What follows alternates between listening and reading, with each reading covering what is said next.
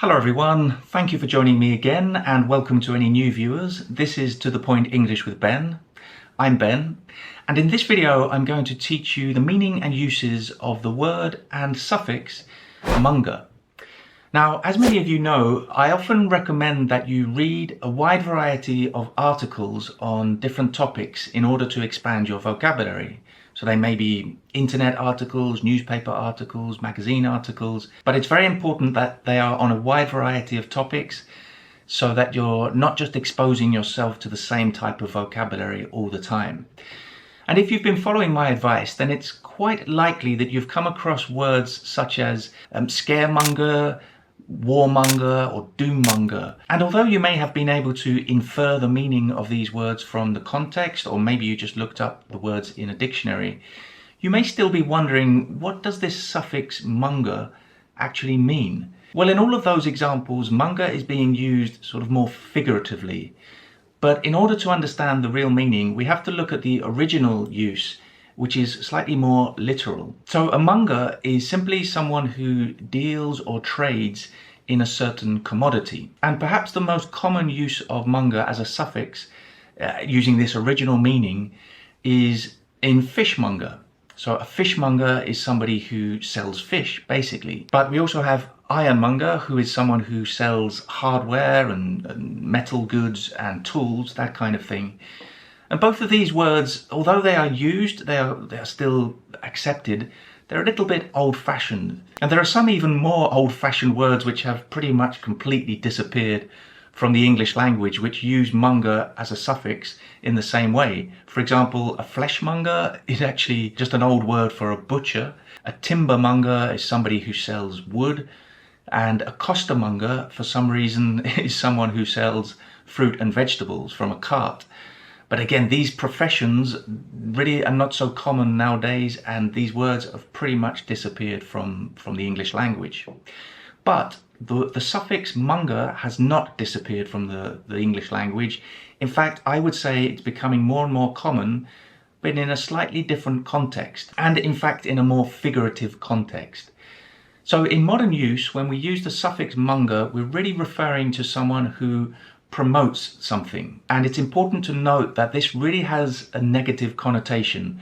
It's referring to someone who wants to promote something that is undesirable, something that people don't really usually want. So let's look at those examples again. So the first one we saw was scaremonger or scaremongering.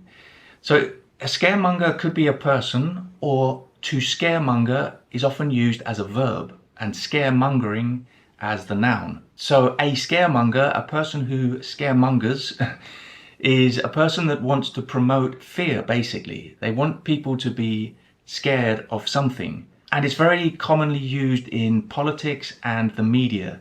So politicians are often accused of scaremongering, and media outlets are also often accused of scaremongering. So let's look at a couple of examples. The mainstream media was accused of scaremongering during the COVID pandemic. Another example, the scaremongers want us to believe that the world is about to end. Another word which uses the suffix monger is warmonger. So you can probably guess the meaning, right? A warmonger is somebody who promotes war. So again, that's undesirable. No, most people would agree that you don't want more wars.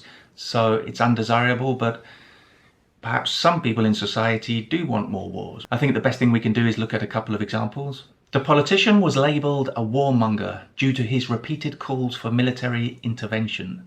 Another example, the protesters accused the government of warmongering in order to distract from the poor election results. Okay, so in this case, the protesters were accusing the government of warmongering, so perhaps creating or promoting a war to distract people, so that distract people from the poor election results. So creating other news that would get the headlines so that people weren't thinking about the poor election results. And another use of monger is in doom-monger. Now, doom is one of the most negative words you can possibly imagine. It refers to sort of death and destruction, or some terrible future destiny or fate. But really we use it in a more day-to-day context, just to refer to something very bad coming in the future. So a doom-monger is someone who's always talking about negative things that are going to happen. They're never positive. They just always think that the future is negative. So we can use it in quite a colloquial context. For example, stop being such a doom-monger. I'm sure you've passed your exam. Okay, so perhaps this guy is talking to someone who has taken their exam and they're just being very negative. They're saying, oh, I'm sure I failed. It was terrible. It was a disaster. I got all the answers wrong. It's being very negative in general and just being a doom-monger. No, cheer up.